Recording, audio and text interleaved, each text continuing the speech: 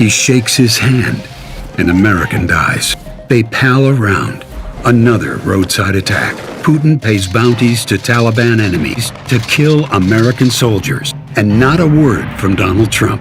Intelligence reports on his desk. He says nothing to his Russian master. Takes no action to protect us. Who is the enemy? If you're going to act like a traitor, you don't get to thank us for our service. In the last year, flag-draped coffins have returned from Afghanistan. Now we know Vladimir Putin pays a bounty for the murder of American soldiers. Donald Trump knows too, and does nothing. Putin pays the Taliban cash to slaughter our men and women in uniform. And Trump is silent, weak, controlled. Instead of condemnation, he insists Russia be treated as our equal. Instead of retaliation, he invites Putin to America. When Trump tells you he stands by the troops, he's right. Just not our troops. The Lincoln Project is responsible for the content of this advertising. Report says Russia paid, this is actually a huge and a very important story, that Russia paid militants, think about this, to kill U.S. troops in Afghanistan. And Donald Trump, what has he done about it? Nothing. Absolutely nothing. We got a stunning reminder last night that when it comes to Donald Trump, all roads lead to Russia. The New York Times reports that, quote, American intelligence officials have concluded that a Russian military intelligence unit secretly offered bounties to Taliban-linked militants for killing coalition forces in Afghanistan, including targeting American troops amid the peace talks to end the long-running war there, according to officials briefed on the matter. The Times reports that officials believe some of those bounties have actually been collected and that Donald Trump was briefed back in March, but so far has not done a thing, essentially letting the Kremlin walk for killing our troops. So we ask again, what is it with Donald Trump seeming fidelity to Russia over America? There is no bottom to the depth of Vladimir Putin and the Kremlin's depravity. If that's true, not only has he failed to sanction or impose any kind of consequences on Russia for this egregious violation of international law, Donald Trump has continued his embarrassing campaign of deference and debasing himself before Vladimir Putin. It's a betrayal of every single American family with a loved one serving in Afghanistan or anywhere overseas. And I'm quite frankly outraged by the report. And if I'm elected president, make no mistake about it, Vladimir Putin will be confronted and will impose serious cost on Russia. There is the promise to confront Putin. That is from Vice President Biden. Now I want you to listen to Congresswoman Madeleine Dean, who was on this program yesterday when we told her and talked to her about this reporting. Here is what Democratic Congresswoman Dean said. It is chilling. It is sickening. It's shocking, but maybe it shouldn't be. This is how rotten to the core this president is. He doesn't seem to have any compassion or understanding. He doesn't seem to really love this country. He doesn't seem to really understand our Constitution. He certainly curries favor with our enemies and disrespects and disregards our allies and our friends. All I could think about was this, Joy. I think about the ethos of the American military, about not leaving anyone behind, about the extraordinary measures that are taken to preserve the dignity of the human soul of a soldier, airman, sailor, Marine killed in action. What I thought about is the moment when the American soldier or the remaining parts are zipped into a body bag, then packed in ice and put into an aluminum casket. That aluminum casket draped with an American flag, the blue field and the 50 stars draped towards the head of the fallen. The body is never unaccompanied. It's loaded onto a military aircraft to be brought back to the United States, to Dover, Delaware. It'll be carried on to the aircraft past service members standing at attention and saluting. There will be a comrade in arms who will accompany the body and never leave that casket alone for the entire duration of the journey home to the United States until the moment of burial. Within 12 hours of death, 2 casualty assistant officers will pull up in immaculately pressed dress uniforms and knock on an American family's door, deliver the devastating news. There will be a funeral. The rifle volleys will crack the air, volley of 3 in salute. Taps will be played. And then the American flag will be folded, and it will be presented in most instances to a young widow with young kids on behalf of a grateful nation. And then what happens next is some Russian intelligence officer somewhere will pay off an Afghan warlord who's responsible for the death of that American. And the President of the United States knew about it, and he did absolutely nothing about it. In fact, what he did is reward Russia by helping them achieve their foreign policy aims with the withdrawal of American troops from Germany, with their admission back into the G8.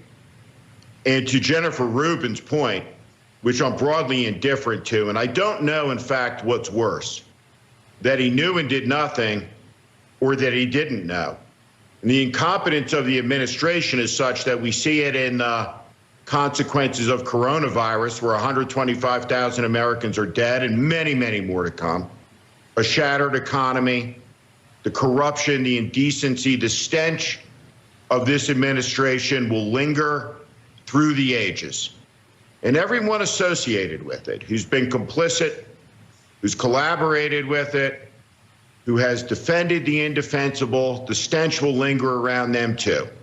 The Tom Cottons, who have betrayed the very soldiers that he once led in combat through his complicit silence, the Lindsey Grahams, a reserve colonel in the United States Air Force, all of them. This is a disgusting moment in American history and in American life.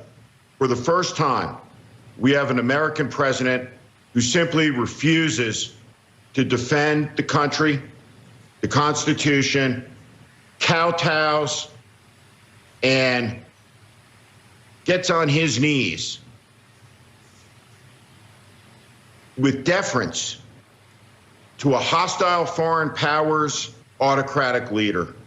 What a rancid moment in the life of the American nation. You know, and it's something that seems so unimaginable. You know, we've had bad presidents, we've had racist presidents, we've had garbage presidents like Andrew Johnson, we've had Andrew Jackson, we've had Woodrow Wilson, a horrible man, but never have we had a president who seemed to have an ethos that was antithetical to defending his own country and that seems so enamored with a foreign country. I've never seen anything like it. As we were talking yesterday in the little after show, you know, I mean, France helped liberate this country. You never saw genuflection toward the King of France. You know, you've never seen anything like this. George Washington was cousin to the King of England. There was no genuflection toward Britain. It is very strange, and we'll just put it that way. But it is not unusual for this president in the sense that on the monuments issue, on the issue of the Confederacy, which declared itself a foreign country, they said they are not America anymore. They said they were another country. Donald Trump also reveres their leaders. He reveres their generals. I've never heard him talk about Ulysses S. Grant with the reverence that he talks about Robert E. Lee. The Lincoln Project tweeted yesterday that Donald Trump will defend a Confederate statue but not an American soldier. Trump just this morning, right after denying the Russia story, tweets out, since imposing a very powerful 10-year sentence on those who vandalize monuments, statues, et cetera, et cetera, et cetera, et cetera, et cetera, the vandalism has completely stopped. He signed an executive order to prosecute people who destroy the monuments of slaveholders who declared themselves to be a foreign country. And he reveres them, but he does not seem to revere the United States Constitution or its systems or its military. It is weird. It is just weird.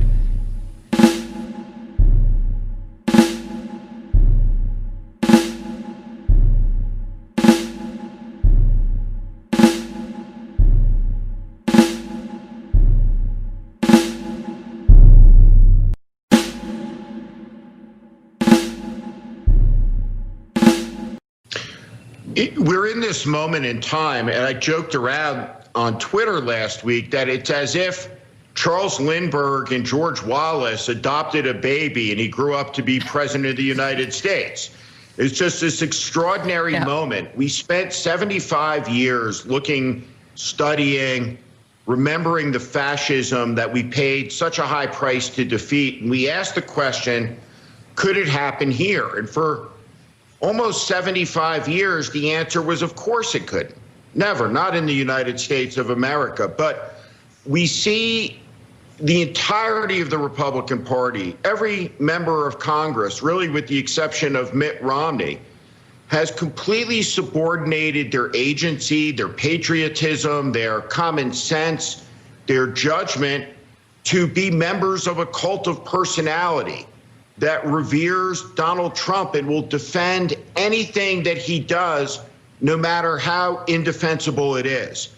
And so we think about Donald Trump going to Mount Rushmore. That's not his place in the shadow of some of our greatest leaders. His place is at Stone Mountain in Georgia with the leaders of the failed slave state, the Confederacy.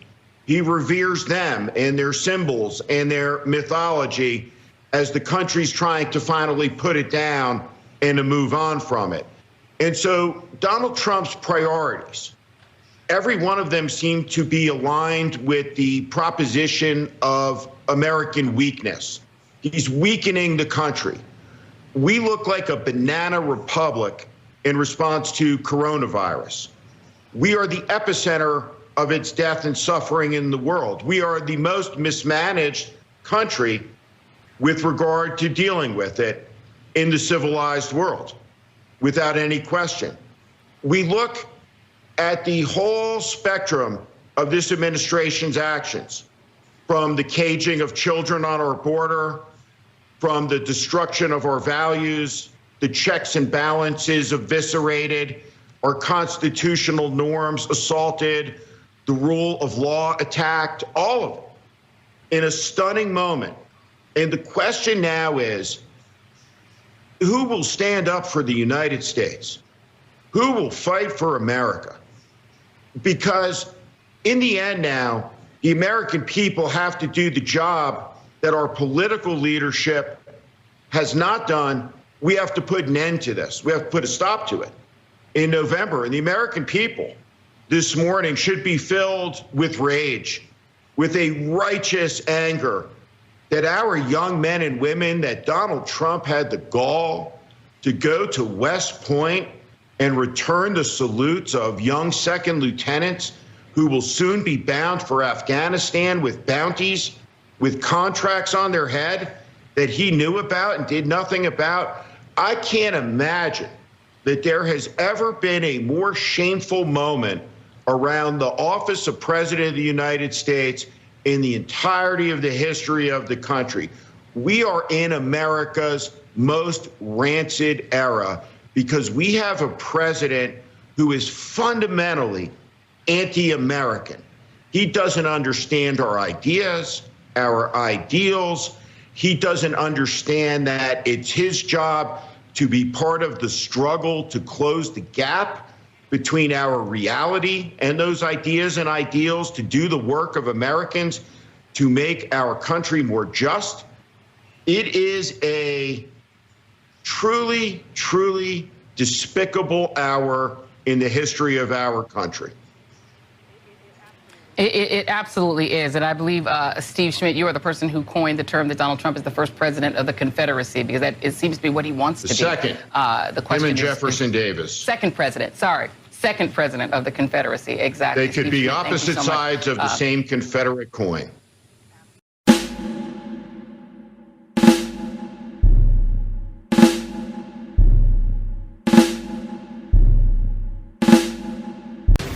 What's at stake in this election as you compare and contrast, and what are your top priority items for a second term? Well, one of the things that will be really great, you know, the word experience is still good. I always say talent is more important than experience. I've always said that. But the word experience is a very important word. It's a very important meaning. I never did this before. I never slept over in Washington. I was in Washington, I think, 17 times. All of a sudden, I'm president of the United States. You know the story. I'm riding down Pennsylvania Avenue with our First Lady, and I say, this is great. But I didn't know very many people in Washington. It wasn't my thing. I was from Manhattan, from New York. Now I know everybody. I was walking down the street in Manhattan, and then all of a sudden I was president. What was your question again? I'm sorry. I'm sure even Fox News viewers were probably completely confused by Donald Trump's incoherent answer to a softball question on what his second-term priorities would be. A new Fox poll, that is right, a Fox poll, shows Trump down in 4 must-win states that he carried in 2016. In Florida, Trump is down by 9 points. In North Carolina and Georgia, Trump is down by 2 points. And in Texas, Trump is down by 1 point behind Joe Biden. Yes, you heard me correctly. Texas. And Trump is reacting by resorting to his tired and failed playbook by asking the Supreme Court, of course, to wipe out the Affordable Care Act, jeopardizing the health care of more than 20 million Americans in the middle of a pandemic. Strategery.